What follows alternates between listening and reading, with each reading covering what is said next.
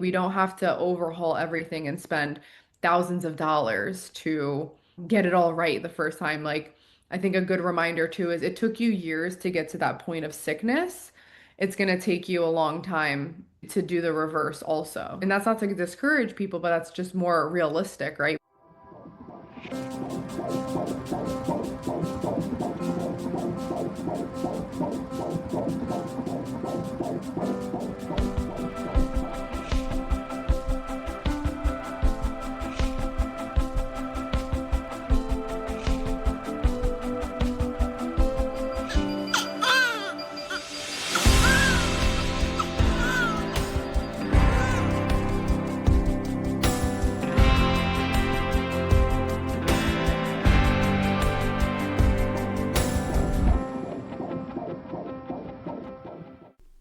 Hello, and welcome back to another episode of the Birth Lounge podcast.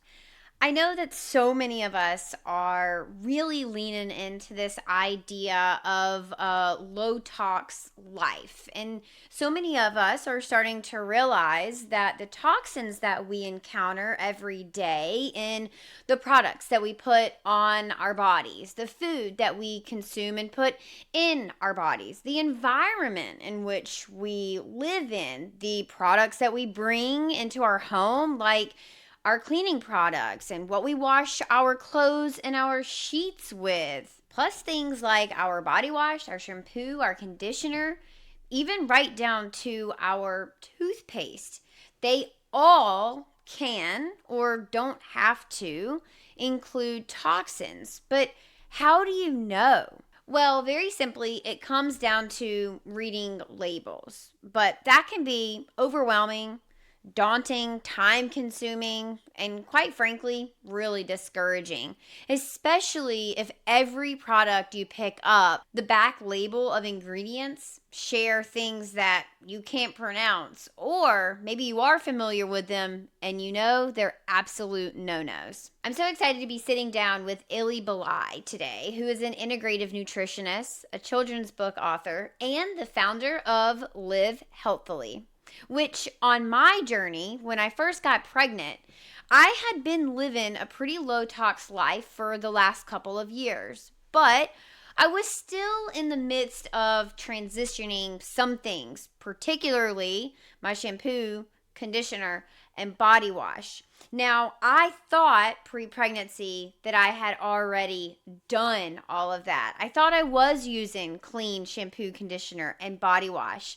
But much to my surprise, when I first got pregnant, I spoke to some of my healthcare practitioners, particularly my dentist, go figure, and they told me how dangerous SLS was in our healthcare products. Well, lo and behold, I came home and I was using a toothpaste that had SLS in it. So then I checked my shampoo, SLS. Then I checked my conditioner, more SLS. Then I looked at my body wash, and honestly, you guys, I was spiraling. I was like, I thought I had been doing such a good job using clean brands, and this sneaky little SLS was in all of my products. So I did what any naturally insane human would do, and I went down every single Google rabbit hole I could possibly get my hands on to find SLS free products, which led me to the website Live HealthIllie, which coincidentally enough, Instagram had already suggested Live HealthIllie to me, and I had started to follow them a few months before. So I decided to put in an order, and I ordered shampoo, conditioner, and body wash, and when it arrived, I was so happy. I was so happy to finally have products that were SLS free.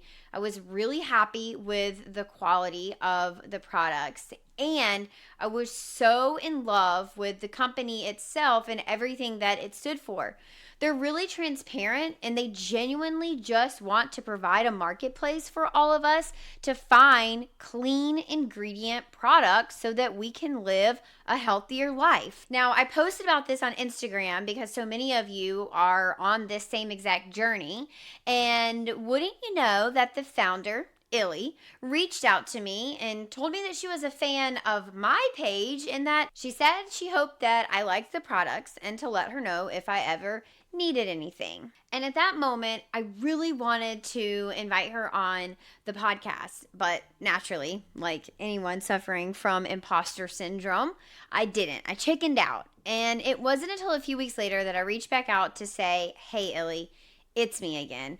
Would you come on my podcast to talk about low tox living, wellness, and how we can actually prepare our bodies for good, healthy fertility and pregnancy by using clean ingredient products?" To no one's surprise but my own, Illy instantly responded and said, "Yes, girl, I'd love to join you on the show." And so, alas, here we are. In today's episode, we're going to talk about how do you get rid of common problems that a lot of us face, like eczema and dandruff, migraines, painful periods. What kind of hidden ingredients are actually endocrine disruptors and destroying our gut health? What are the most important practices that we should be incorporating into our everyday routines, like getting enough fiber, healthy fats, and protein, going for walks in the morning and the night, consuming whole foods, and what Illy calls alive water? Whether you are considering starting a health journey, you've just started to dip your toes into living a healthier life, or you are like me and you're neck deep in a big wellness lifestyle, this episode is bound to teach you something. I have been on this low tox health journey for several years now, and if you're watching on YouTube, you're gonna see me have so many aha moments where my jaw literally drops to the ground. I'm so excited to share this information with y'all today because I think so many people want it, yet so many people aren't actually talking about it. So without further ado, Illy, welcome to the show. Thanks for having me. Thanks for being here. I'm super stoked. And like I said in the intro, I am just really honored that you would be here. I definitely had some imposter syndrome asking you to be on the show. So I'm really excited to share about your own health journey, share about how people can clean up their health journey, and to share about this really incredible business that you have started to help all of us empower ourselves on this health journey. I think a place that I would like to start is, how'd you get into this? I think a lot of people are like, "Oh, I want to be healthy and I want to overhaul my health routines, but it feels so daunting." So, what was the push for you to actually start HealthIllie? Yeah, so it was a lot of things that were involved in the process. And I think, like anybody, when you start to realize something's not normal, you always go to try to seek out, like, okay, something feels very wrong with me. Let me see what it could be, right? Like, we all have that gut instinct that we should follow. For me, I was always really fit. I've been an athlete essentially like all throughout college. And then after college, I got really into the gym. I became a NASM certified personal trainer. So I was super fit. I was the top of my fitness, really. And I started to notice that I was getting fitter, but also getting a lot of different types of symptoms. I was getting like cystic acne all over my face. I was always bloated. I dealt with eczema and like really bad dandruff on my scalp. I was dealing with all of these different types of symptoms, even migraines, really painful periods. So, like any normal person, I would go to a doctor. I remember the first thing I did actually was I went to a dietitian because I always just thought it was my diet. And I ate pretty clean, but like anybody, I had a very like 80-20 mindset. So I would go and have like my diner food and I would go out and drink with my friends on the weekend. I had a very good balance because again, I was super fit. So it's not like it was affecting my physique. But I remember going to an RD first, and I remember her telling me, like, your diet looks really good. I think this is just maybe something else is going on. I'm like, okay, cool. So I remember going to my doctor, ran some blood work, everything came back normal, and then they outsource you to specialists. So I would go to an endocrinologist, I was going to a dermatologist for my skin, I was going to a GI doctor, I went to a neurologist. Everything with the ist at the end, I pretty much saw and everything was coming back normal. I was like super confused. I didn't know how that was possible when I was visibly very inflamed. And the one thing I I think that really changed me. And mind you, I come from a background of a lot of my family's in the medical industry. So I never doubted that. That's always like my first course of action is seek out a doctor, right? That's always how it went. So the one thing that I thought was really weird was all my blood work was coming back normal and all my exams were coming back normal, but they were all sending me home with a prescription. So that was really confusing to me because I'm like, if everything's normal, then how are you sending me home with medication? Like, I'm only 23 years old at this point, and I already have 7 prescriptions. Like, this does not feel normal, nor do I want to take. I feel very uncomfortable taking all of this medication. And that's when I started diving deeper into the products I was using on my skin every single day, the supplements I was taking. And that's when I started really making the connection between certain ingredients that I was using every day and potential endocrine disruption or things that were messing up my gut health, which could also mess up your skin, and things that could leave you with nutrient deficiencies that I wasn't even told about, you know? So that's how I started really diving deeper into my health. And then I was slowly sharing that on social media, and people were resonating because they're like, my doctor told me the same thing, and I don't know what's going on with me. And they never told me to look at my supplements or my food or the products I was using. So I think people really resonated with my message that I was just like a normal person trying to figure it out. And obviously, since then, went on to go get more of an education. But at that time, I was just somebody really lost trying to figure out how to heal myself. I think a ton of people are there now, right? They see the legislation happening in our country. They see the fights that are going on, removing dyes from our food, making sure that glyphosate is not sprayed on every single thing that we consume. They see that some of us are trying to make a forward step. And I think a lot of people are like, I've actually never thought about this before. Like, I've never thought about endocrine disruptors. I never thought about the candles in my home. I've never thought about what I'm washing my hair with. And so I think for a lot of people, this can feel like a conversation that is very overwhelming. What do you say to people who are in that place, who they recognize there's an issue, they don't really know where to start, and they're not really sure like how to start to tackle this problem? Where would you say to start?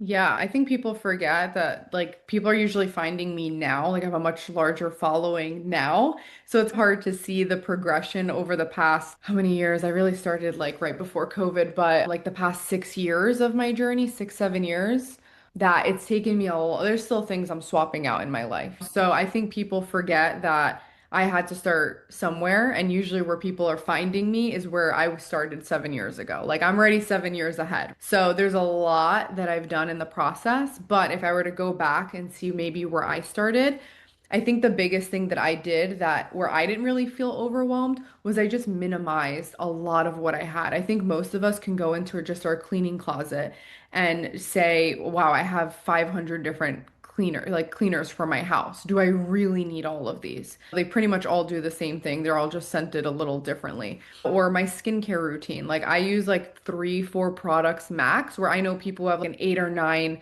step skincare routine that they probably don't even need, and it's so expensive. And then, all the candles in your house. Like I try to, this is especially like even my mom, like I remember early days I would try to get her to get rid of all the candles. I'm like, a clean house should smell like nothing. Yep. A dirty house will have a smell. So you don't need all of the candles and the Febreze and all of those things. Just get rid of them. You actually don't need them. Open up a window, you'll Yes. be okay. So those are, I always tell people, I'm like, you have to minimize. Go and declutter everything.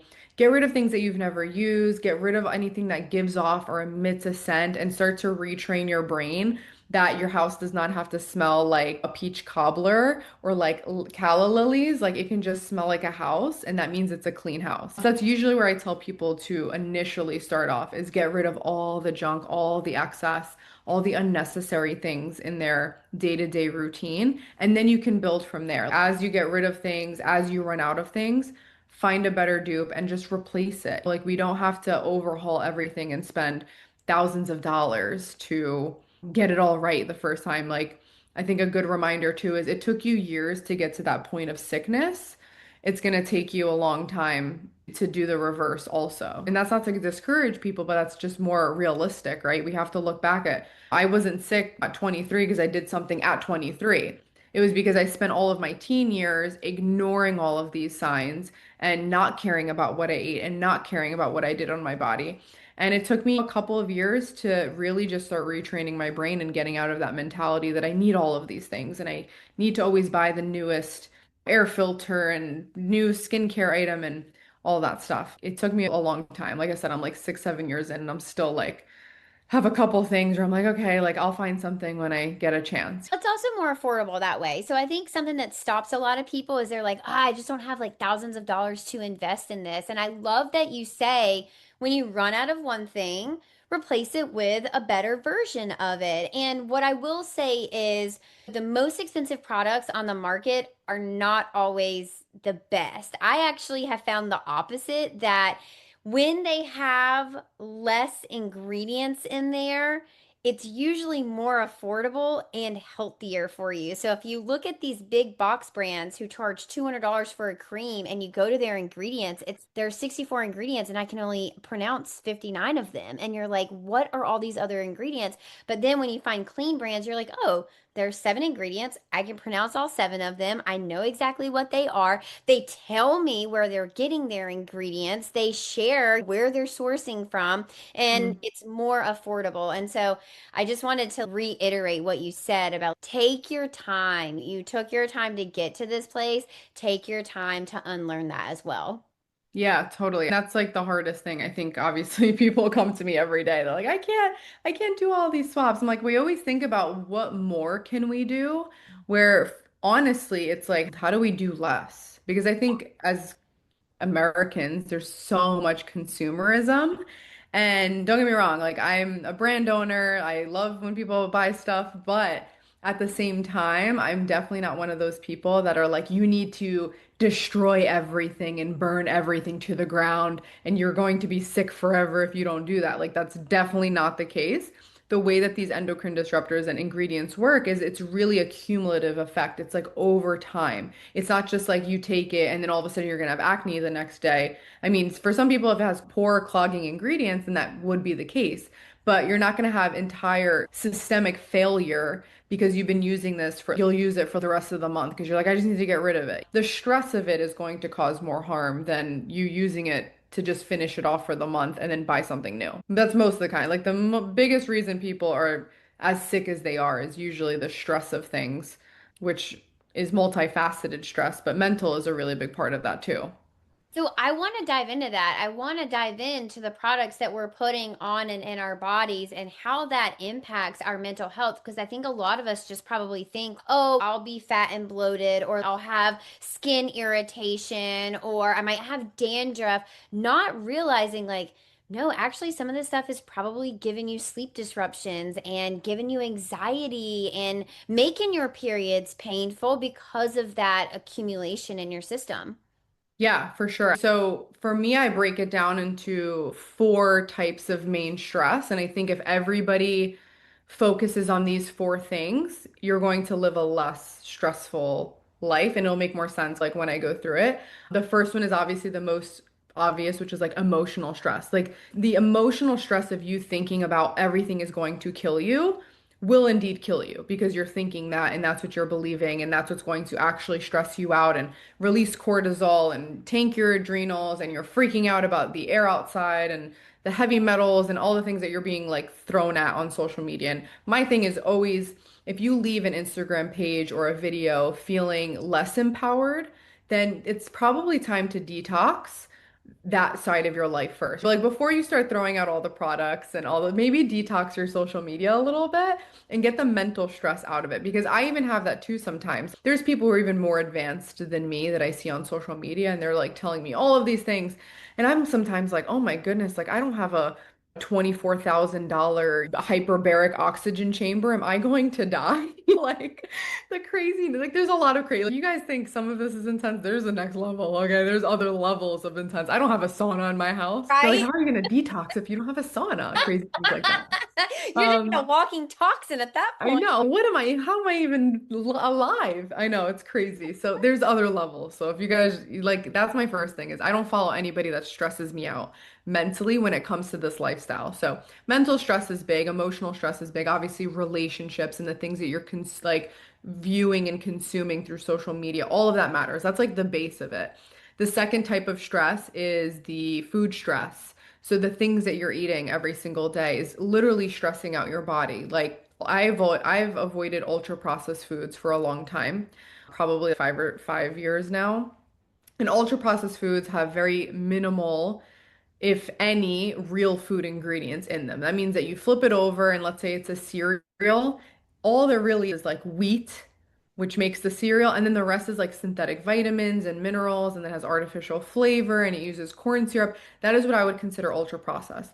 Then you have the second side where you can find a whole food ingredient cereal where all the ingredients, like if it says it has strawberry, it actually has strawberry on the ingredient label. Those are the difference. Like it could still be processed, but ultra processed is what we want to avoid. And when you consume ultra processed foods, it can literally cause nutrient deficiencies in your body, which can leave you with all different types of hormonal problems, mental health problems, because we know that like even depression and anxiety is being debunked as a chemical imbalance, and it's more so a nutrient imbalance because the brain needs fuel. It needs healthy fats, it needs vitamins, it needs minerals to literally function. If we're not getting those through our food, well, then we don't have the nutrients to think well, be well, have a good mood, focus, or do all the things that we want to do. So it's really important that we make sure we have a stable blood sugar. We're consuming good protein sources, not like these synthetic protein bars and protein cereal and protein popcorn. So we want to avoid those. Then the next type of stress is physical stress in either the form of trauma, right? Like you literally break a leg, or in over exercising, over exerting yourself, whether it's in work or at the gym or any type of things like that. Like we're not taking time to rest. And I think as women, that's really important. Like we don't think that's productive, but it's one of the most productive things that we can do is finding that balance between physical work and exercising and doing the healthful thing and also resting and giving ourselves time to really connect with ourselves.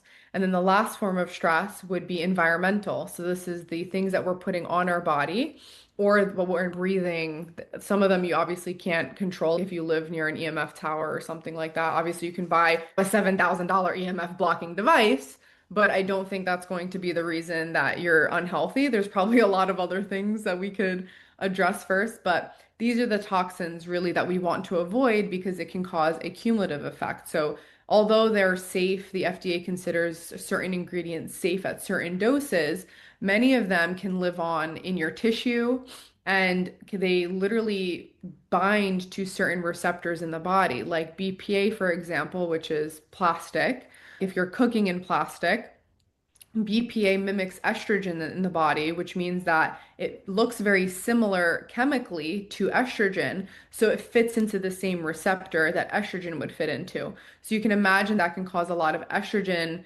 dominance because your body's still producing estrogen, but it can't go into that receptor because it's taken up by BPA. So it's just going to accumulate in the body. And this can look like estrogen dominance can be storing weight on top, like very hard to get rid of excess weight or stubborn fat. It can look like really painful periods or anxiety. It can look like cystic acne. These are all of the things. That's one ingredient that I tell people you really don't want to be using plastic or saran wrapping everything and letting the moisture sit in there or cook in any type of Teflon or BPA or like storing things in Ziploc containers. And then we also see these types of ingredients in skincare products and hair care products and body care products. And these are parabens and phthalates and synthetic fragrance, which can hide all of those ingredients. So I usually tell people the one thing to avoid is like any type of synthetic fragrance because it can hide a lot of ingredients that could be potential endocrine disruptors or even carcinogens. So things that can literally promote cancer in the body, which is obviously terrifying. But again, these aren't things that happen overnight. It happens over a long period of time. So they have shown that within a couple days of reducing exposure to toxins, your body will naturally start to pretty much detox itself. Obviously, if you have a pretty functioning, healthy body. So that means that as soon as you stop using them, your body will do what it can to get rid of as much as it can, which is a good thing, right? Because we know that it's possible to heal once we get rid of a lot of these ingredients. I love that so much.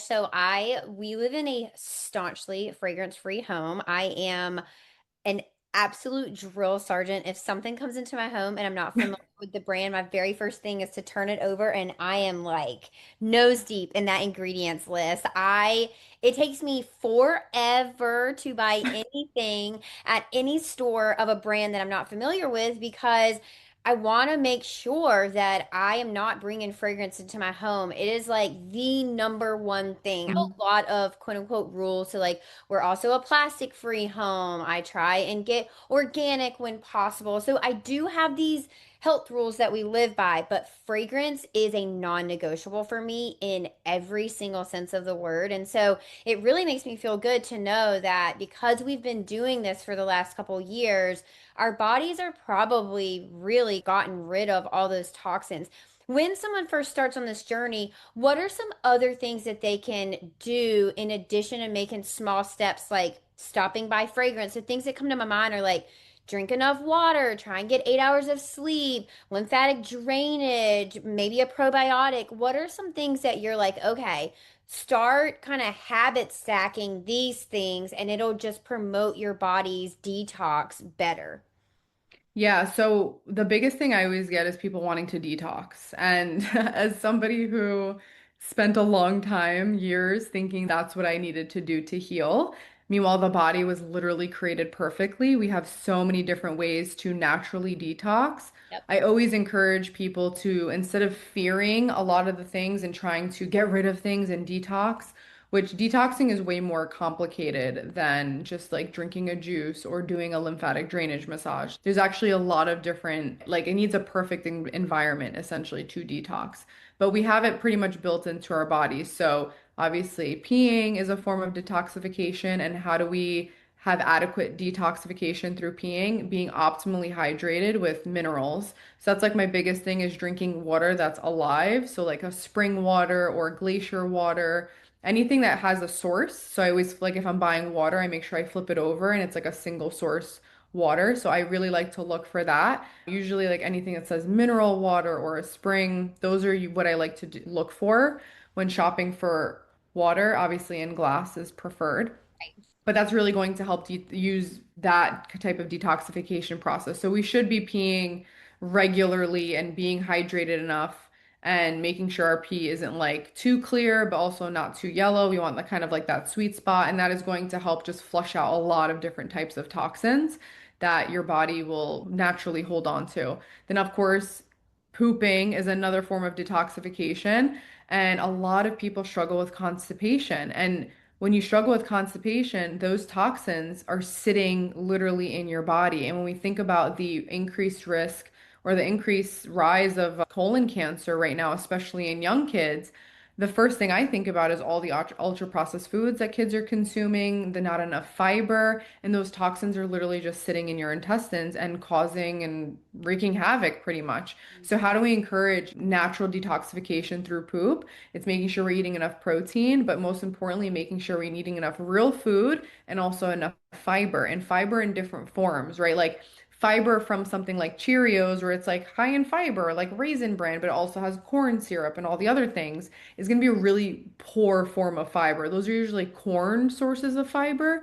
I don't know if you guys have ever eaten corn. It does not digest very well. So we don't want corn sources of fiber. We want real fiber like psyllium husk and eating kiwis with the skin on and avocados. So those are really good. Chia seeds, like oats and a lot of like nuts and seeds are really great to get like different forms of fiber. So we want real sources of fiber through food, eating an apple a day.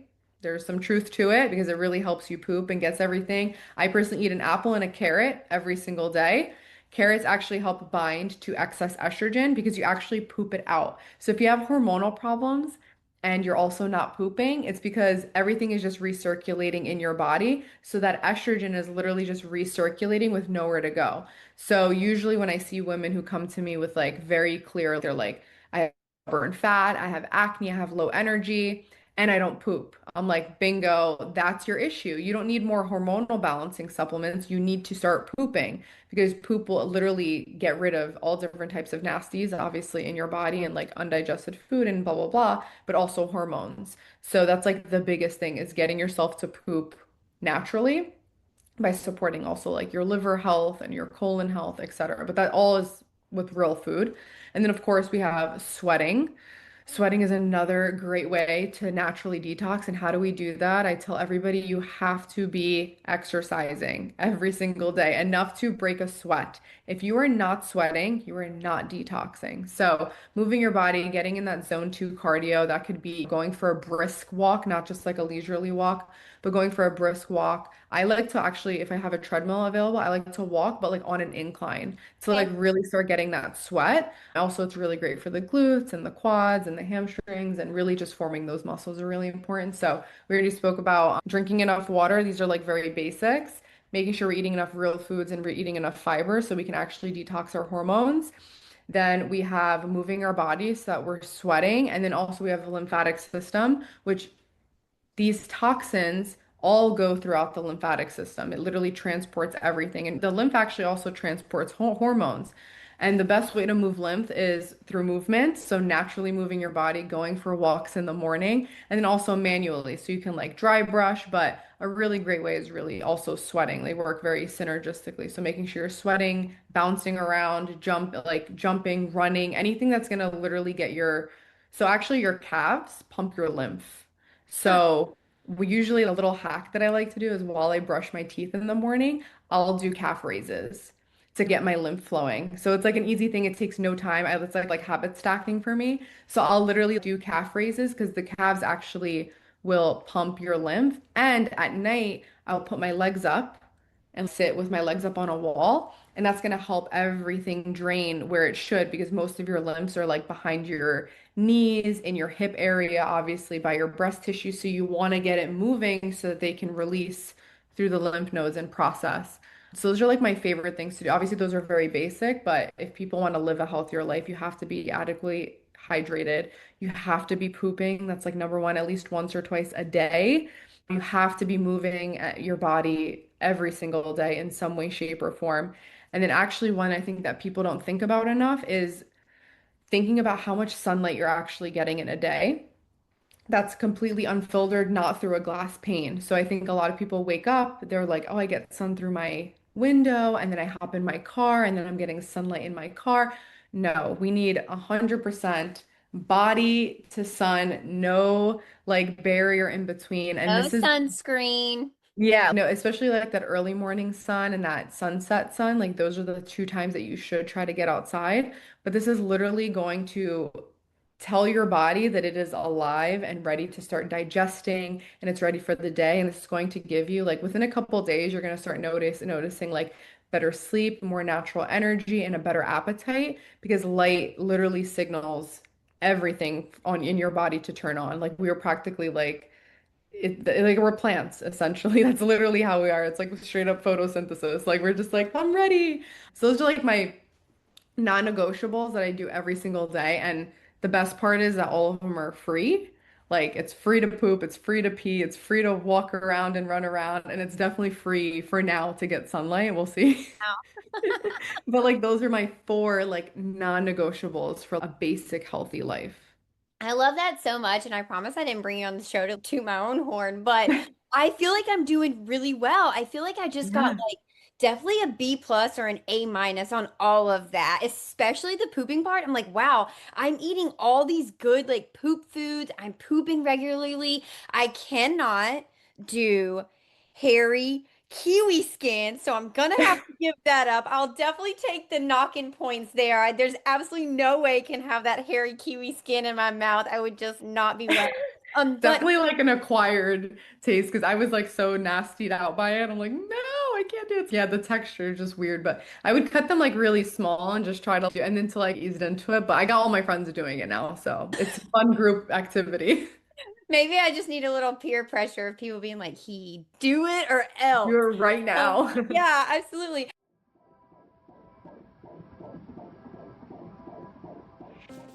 If you're building your baby registry or shopping for someone who's expecting, let me put you on to a little secret. The best gift might not actually be for baby at all. Most people give gifts that are baby focused, but what about the gifts for the lady who made it all happen? Mom. And the best gift that you can give is Cozy Earth. And I'm totally serious. Instead of a wipe warmer or a bottle sterilizer that you'll never use, register for something that you'll actually feel make a difference in your life, like bamboo pajamas that you'll live in through pregnancy and postpartum, or the bamboo bedding that makes those 2 a.m. feeds feel a little bit more enjoyable. Your baby is going to get showered with love. But what about mama? You deserve luxury too. You deserve to be wrapped in softness, stay cool throughout those hormonal roller coasters, and feel human again while caring for your newborn, even when you haven't showered for 3 days. Hey, no judgment here. Cozy Earth products are also sustainably made, temperature regulating, and built to last, which means this is the kind of gift that keeps on giving well past that newborn stage. So whether you're pregnant, postpartum, or gifting someone who is, grab 40% off with code HEHE at CozyEarth.com. Make your registry, but make it feel like heaven because comfort isn't selfish, it's survival. I recently made my registry, and one of the first things I put on it was all of my Cozy Earth necessities. Visit CozyEarth.com and save 40% off with code HEHE. That's HEHE.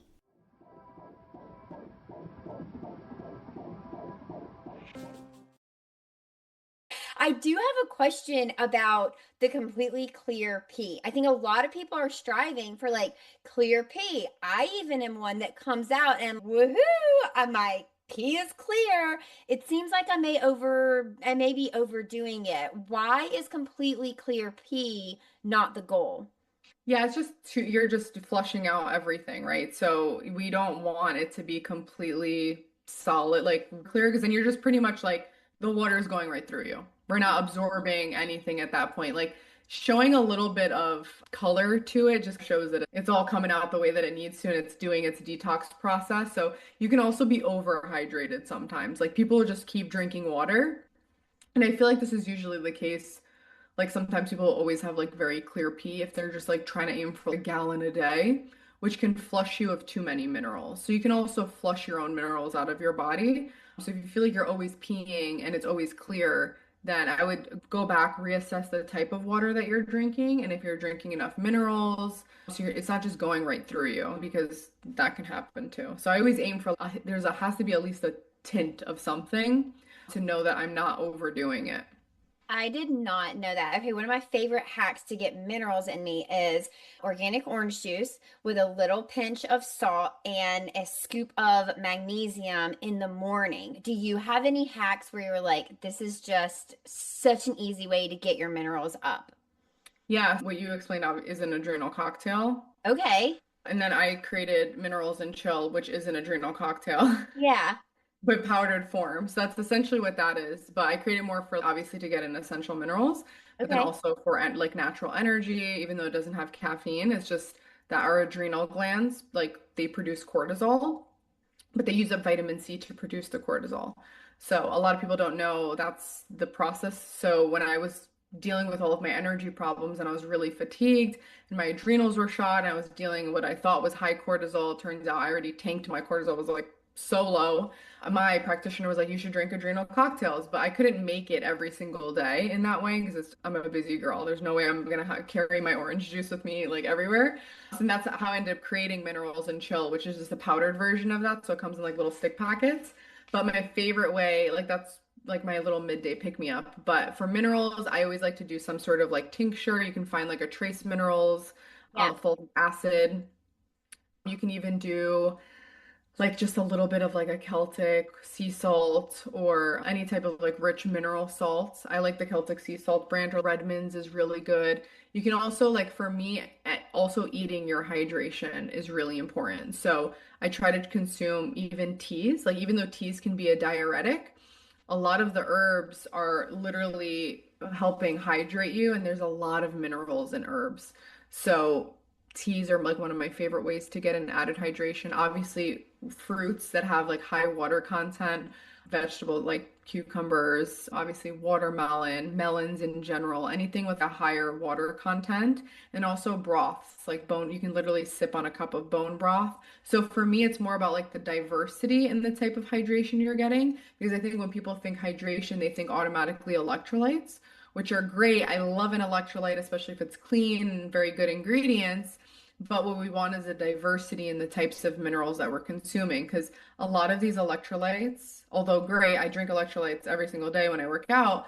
It's you're getting like the main three. You're getting the sodium, the potassium, and magnesium, and it's usually like a magnesium citrate or something like that, or like a little bit of sea salt, whichever one. But it's really missing a lot of those micro minerals that we should be getting more diversity from, and that's where you're going to get that in real foods and these like herbal teas and broths and things like that. So I like a little bit more diversity when it comes to like my beverages. I'm a big beverage person.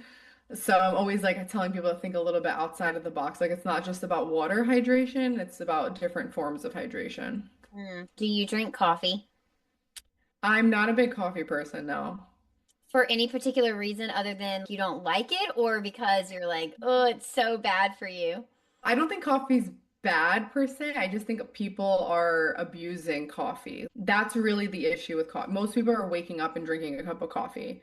If you're waking up still exhausted, you have really poor sleep hygiene, which means on the back end, like before you fall asleep, you're not doing the things that your body needs for you to gently fall into sleep. So you're probably scrolling on your phone, you're not getting that nice sunset light on your eyes to signal to your body that it needs to fall asleep. You're probably not doing anything. I feel like I tell people to like think about what we do when we put kids to sleep and do that for yourself. Take a nice warm bath, read a book, put the lights low, start whispering, like all the things that we do for children to put them to sleep. Do that for yourself because we need the same good sleep that we want our kids to have. So it's the same exact concept. So having a really good wind down routine is going to be key to having a really good sleep. But yeah, if you're sleeping 8 hours a night and then you wake up and you need a cup of coffee, like your cortisol in the morning is supposed to gradually rise over the like the next 2 hours, but instead we're spiking that prematurely with a cup of coffee. And then we're also like, don't even get me started on like the creamers people add and the syrups people add that are just like crashing their blood sugar. But that's a big reason people hit that 1, 2 o'clock crash because Mm. you prematurely spiked your cortisol. You didn't get any fuel in your body, and then it raised it really high. And then you're going to have a natural decline in the middle of the day. But since you already raised it so high synthetically, you're going to have a much farther crash down and you're going to feel exhausted by 1, 2 o'clock. And then you're doing that probably all over again, another coffee or an energy drink or something along those lines. So it's not that I hate coffee. I just think people abuse it to the point where it's not actually doing what it's supposed to do. For me, the best way to have coffee is either with your breakfast or after your breakfast, as hey, I'm going to eat my breakfast. And if I still feel like I need energy, I didn't have enough fuel from my breakfast, then I'll have one maybe 30 minutes or an hour later.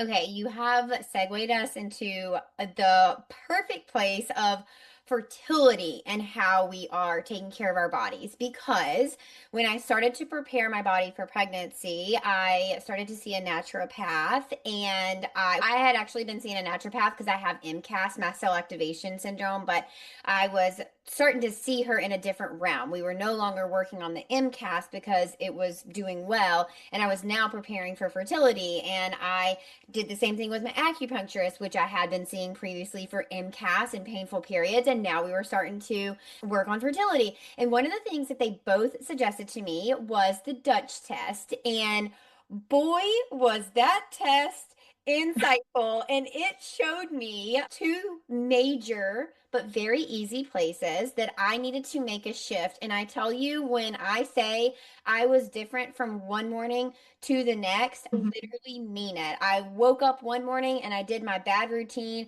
I had my meeting with my two doctors, and they both said the same thing back to back. And I was like, that's it. I will never do this again. And so it is scrolling right when you wake up, you open your eyes, you reach for your phone, and now you're scrolling.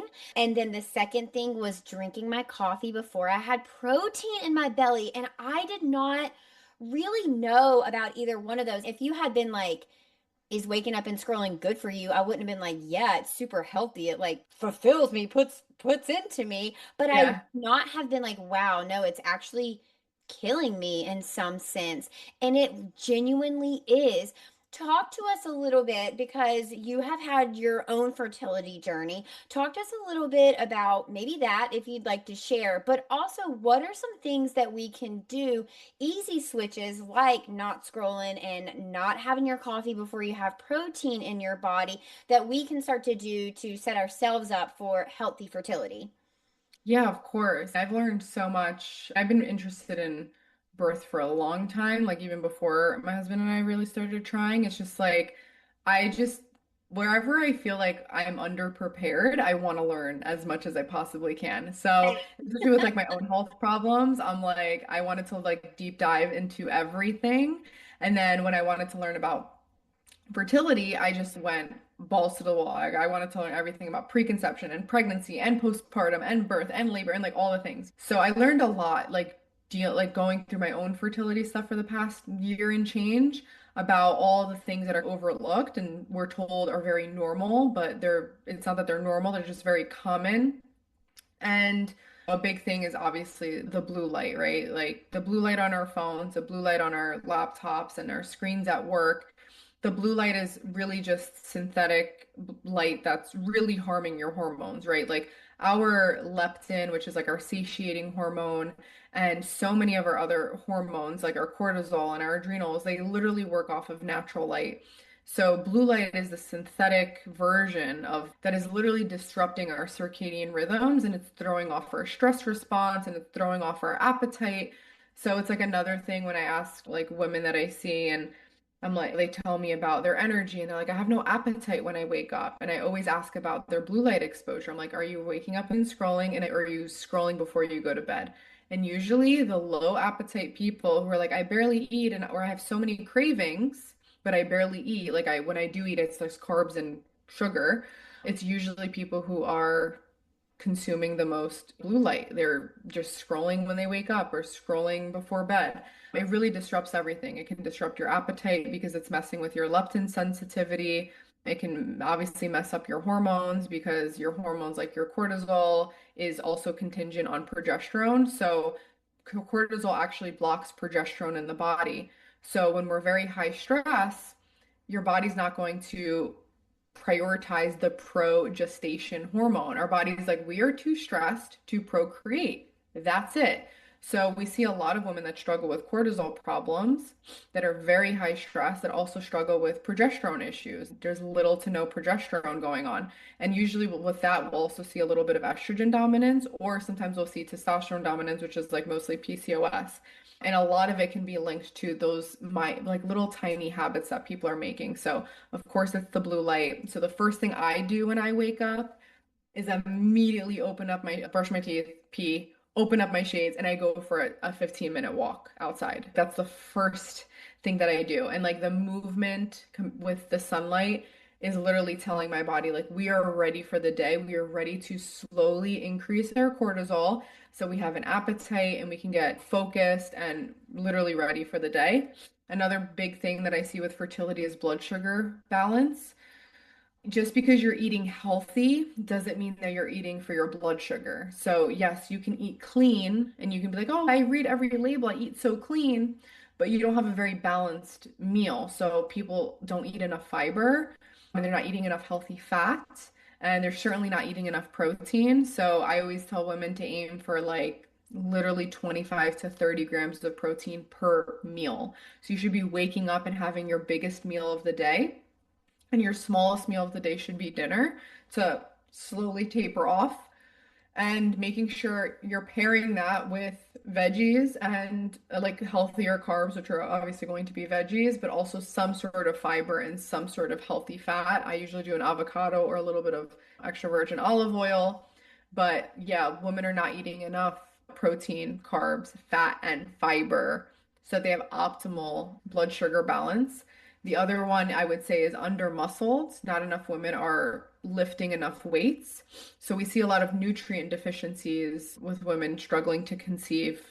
in those very fertile years. And it's usually a combination of things, as eating too many ultra processed foods. You're not getting real food to actually nourish your body.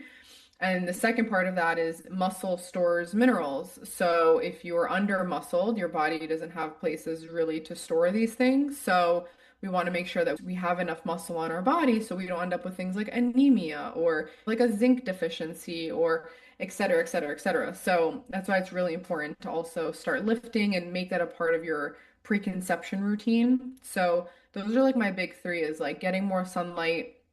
It's really important. I feel like it's almost too simple to work. Like people are like, What do you mean?" But it's like you will feel the difference when you do it. Like just do it for a day. I promise you. Wake up 10 minutes earlier than normal.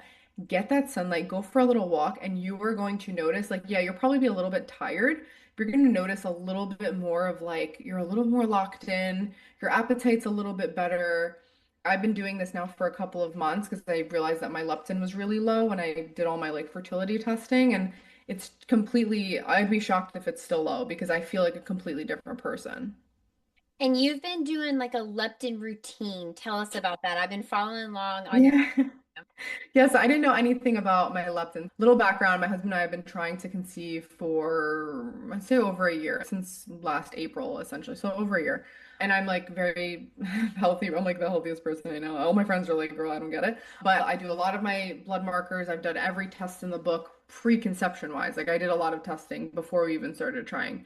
But one thing was super overlooked and it was my leptin, which I was never asked about it by anyone. I even went to a fertility clinic and they didn't even care. They didn't even ask. They didn't even actually care to even see my Dutch test. They were like, we don't, yeah, they don't, which was shocking because I'm like, this is the most elaborate test that you could have. It's telling me everything about my hormones.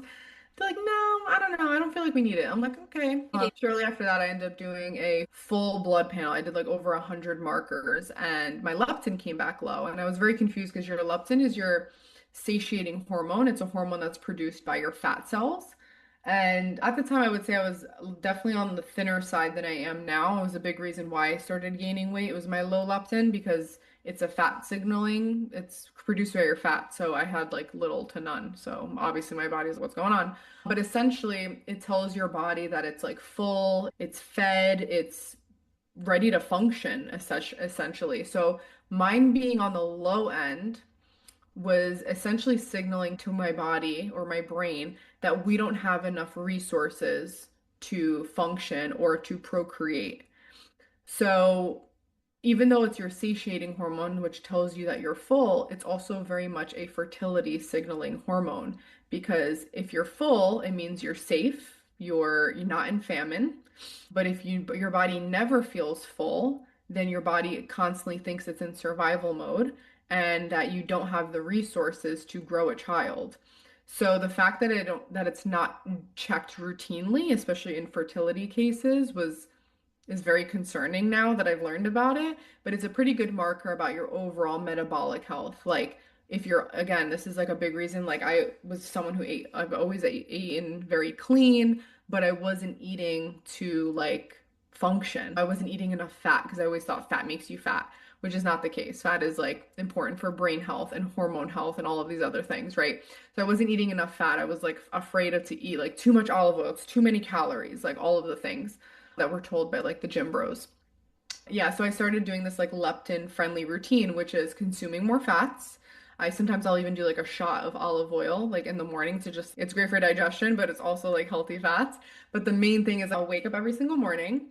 I immediately go for a walk and in sunlight because leptin is also light sensitive, so it gets signaled by by light, by literal sunlight. So that's the first thing that I do. I get back, I have what I call two breakfasts.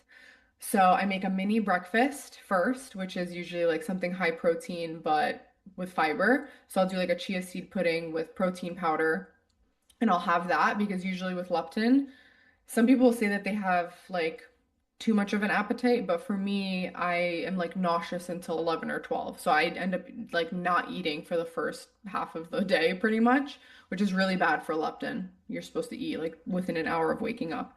So as soon as I get back from my 10-15 minute walk, I have my pre-made first breakfast that I like to call it, and I'll eat that. So I'm just like, I have a little bit in my stomach.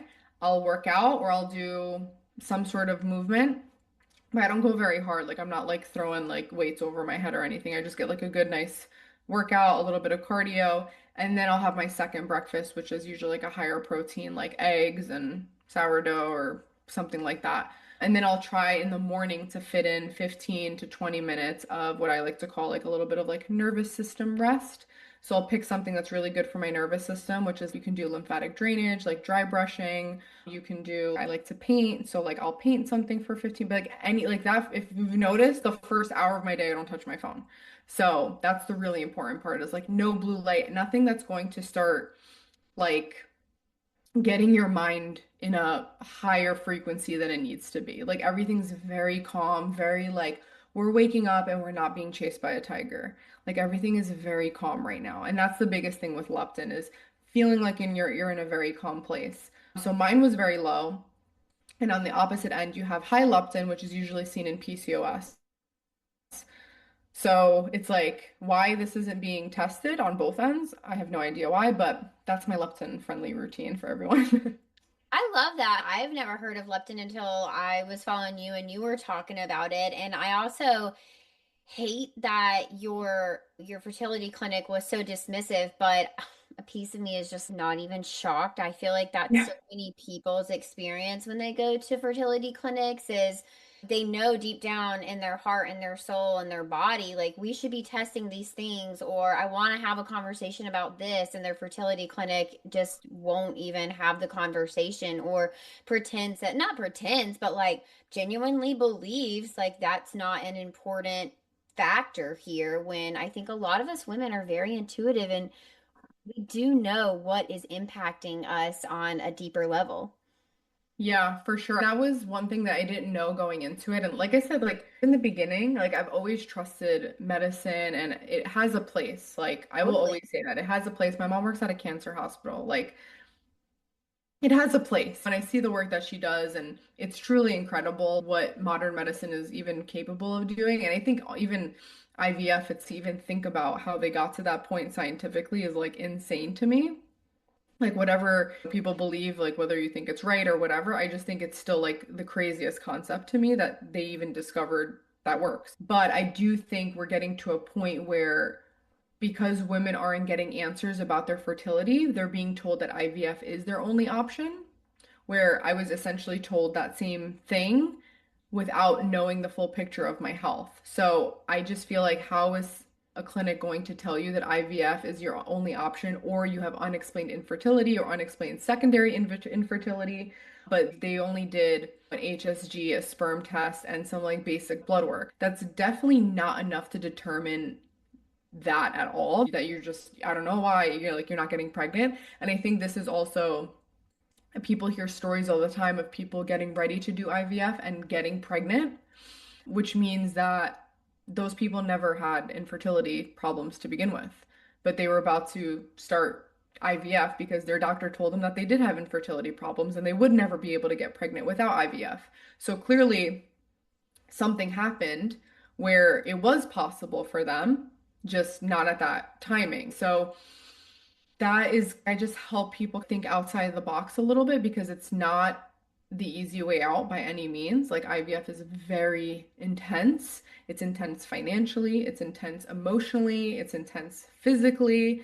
It is one of the most intense things that women could go through, like with all the hormones and everything. And the statistics of it even working are low. It usually takes around 3 cycles, which each one is 30 to $40,000. So it takes an average of 3 cycles for it to even work, if it does for many people.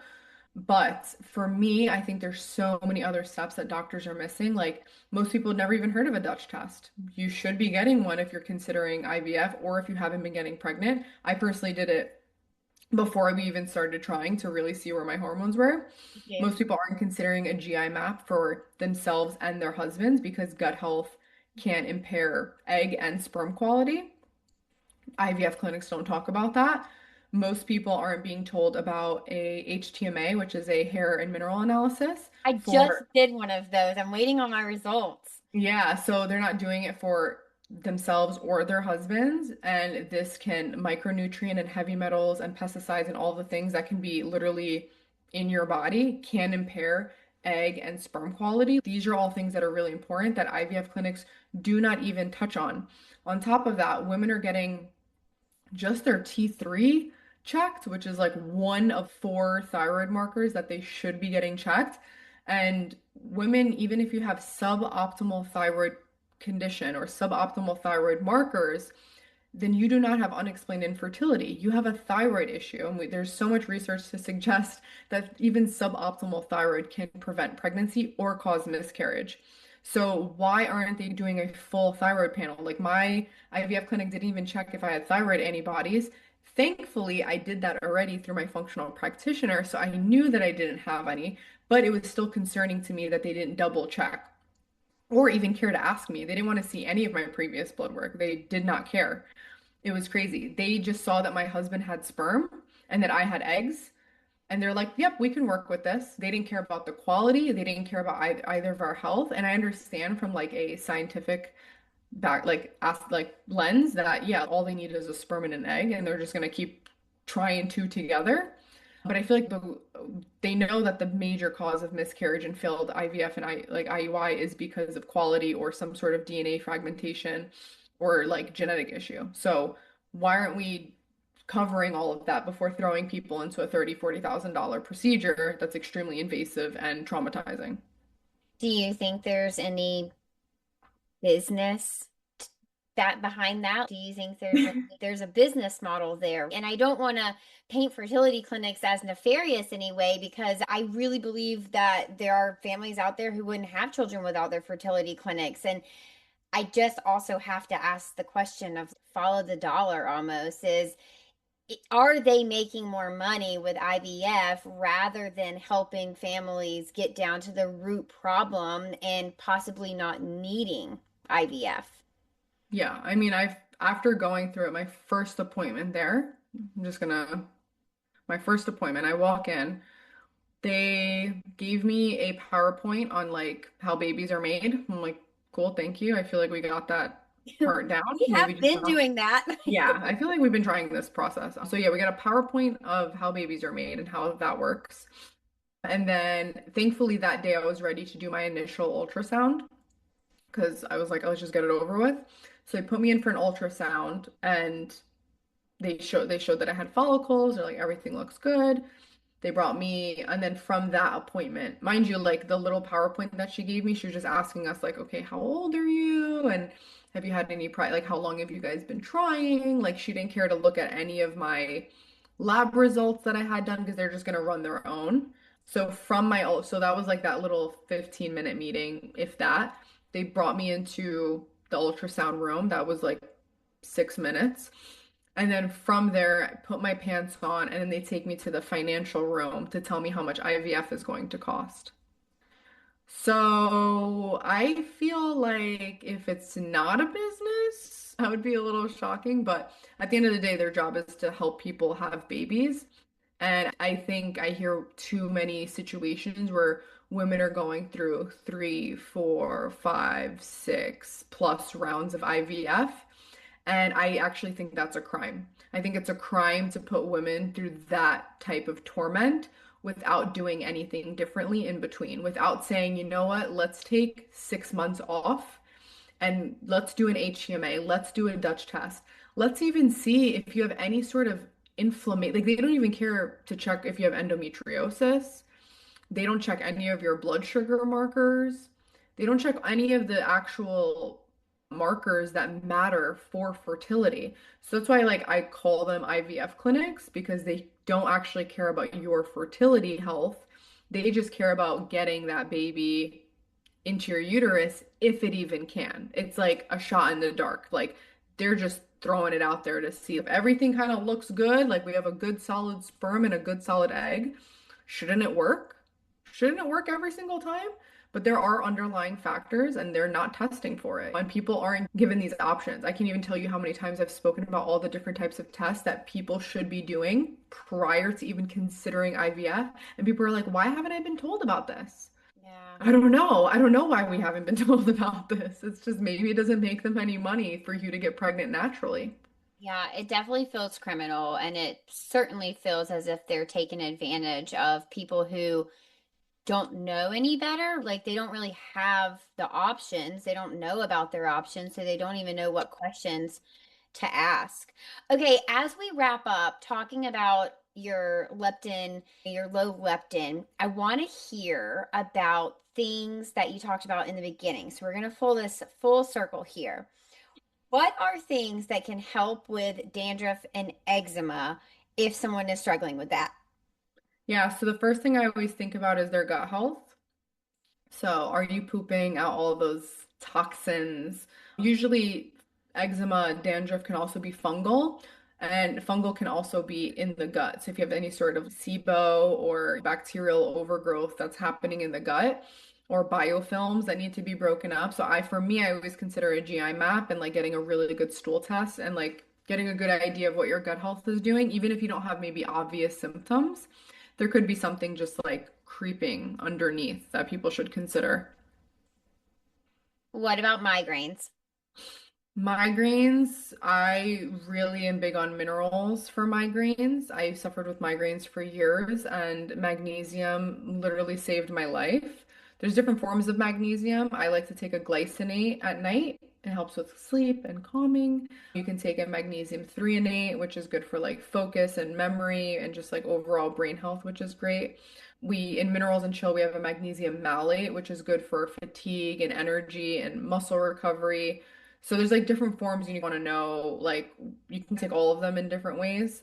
But magnesium really helped me with my migraines, like all different types of magnesium. And also even chiropractic care. Like sometimes it's like really nervous system involved. So getting an actual good, not like a PT chiropractor, that like a physical therapist, like a Gonstead method chiropractor that like really knows how like about the nervous system and like they know how to talk to you about like alignment and your vagus nerve and all of the things. So that's going to be a big one too. I love it. Okay, and then what about painful periods? So again, we're going to talk about the toxins that we're slathering all over our bodies and making sure your menstrual products are organic. If you use tampons or pads, that it's like a single ingredient, it's only like organic cotton because a lot of tampons have dioxin, which is a carcinogen. We're just shoving it up our hoo-has. Or they're bleached, which is what?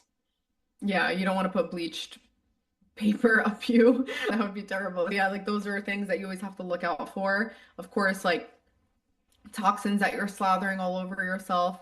Stress is a really big thing too, making sure you're consuming enough antioxidants, which are going to help lower inflammation in the body because painful periods really could be inflammation. That's really what that is like inflamed uterus, inflamed endometrial lining. It's just becoming really painful for you. So yeah, just make also like eating enough iron rich foods in your luteal phase. So like after ovulation, building up that blood and building up that endometrial lining with a lot of red meat and steaks and things that are good with blood flow. So I like to drink beet juice, pomegranate juice. It's funny, like anything that's red is going to be great for the uterus and blood flow. So I do a little bit of beet juice and a little bit of pomegranate juice, and I'll just like chug that back, especially in my luteal phase. And like again, like high antioxidants, like high vitamin C foods, those are all going to be really good to bring down inflammation and in combination with getting rid of all those synthetic fragrances and phthalates and parabens and all of those nasties that we're putting on our body. Oh my gosh. Okay. And my last question for you is how do you feel? And I imagine it's how you feel about detoxes, but how do you feel about whole body cleanses? And I'm thinking about using charcoal, activated charcoal to bind to toxins and detox them. How do you feel about those trends? Yeah, it's usually when I hear people that want to do them, they have a lot of other things that they probably should be doing before they even get to that point. People think it's going to be like a quick fix, but I'll give you an example. I just had a friend, I was looking over her lab work and she did a mineral analysis and she has something called a calcium shell and it's just like hardened calcium like surrounding the cell, which makes it really hard for minerals to penetrate the cell. So she's very deficient in all her other minerals and then she has a lot of calcium. So it's going to take a lot to actually break up that calcium shell. So I have her on like a mini protocol. But for her, like activated charcoal or anything that's going to detox or flush you out is actually going to make all of her symptoms worse because she's already very depleted. So, somebody who's already very depleted in nutrients and you're doing a detox is going to be more detrimental because again, it's flushing you out. So what she actually needs is the opposite. She needs more minerals and like more nourishment and more whole foods and less stress. So that's why like when it comes to like detoxes, they do exist, they're a real thing, but I would never do them without one proper supervision and without proper testing. So you actually know what you're detoxing. Because if you don't know what you're detoxing, then you can do it for free. You pee and you poop and you sweat, and that's amazing. You should be doing that every day. But if you actually have something that you need detox, you should know what you're actually trying to detox. All right, you guys, you know what I'm going to say. Test, don't guess. We don't want to be shooting blindly from the hip when it comes to our health. Illie, you are such a wealth of knowledge. I'm so happy that I reached out to you and asked you to be on the show. I'm so happy that the Instagram algorithm showed me HealthIllie, and I'm so grateful that you have products in your store that help us all get healthier, live in a better wellness space, and truly start to detox our lives, not our bodies, from the toxins that I think surround us just all day, every day. And so many of us are unaware of that. If people wanted to connect with you on Instagram, purchase from your store, or learn more from you, where can they do that? Yeah, so you could shop my marketplace at livehealthily.com. We have a lovely warehouse in Florida where we package all your beautiful items. So love that. I'm always answering questions about the products because we have over 500 products. And so it's like a lot to choose from. So you can always DM us on the Live Healthily business page, or you guys can find me at HealthIllie on Instagram and TikTok. And obviously, like any podcasts that I've been on, this one added. And yeah, so I'm pretty responsive with DMs and stuff. So if you guys have any questions, you can either reach out to me on either of those platforms on TikTok or Instagram, or even like email support if you have a little bit of a longer winded message that you want addressed. And those are like where you can find me mostly.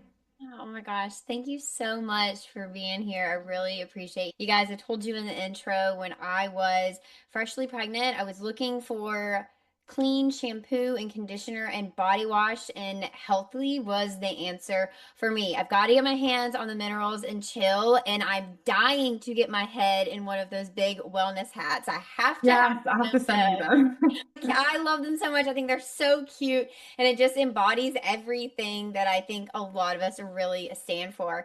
All right, you guys, thanks so much for tuning in today. Be sure to connect with Illie on social media, and you can find me at Tranquility by Hehe and at the.birth.lounge. Until next time, head to your app store and download the Birth Lounge app for evidence-based childbirth education and data-driven postpartum support delivered straight to your phone. Bye. Thank you so much for tuning in today. I love hanging out with you, and it is an honor to be your go to gal when it comes to preparing for your baby. If you've enjoyed today's episode, please leave a 5-star review and tell others why they should be listening to the Birth Lounge podcast too. You deserve to have a birth that you love with a provider that values your autonomy and respects informed consent without all the trauma that you so commonly hear about on social media. New episodes air every Wednesday and Friday. Hit that follow button so you never miss an episode. I'm Hee, and this is the Birth Lounge Podcast.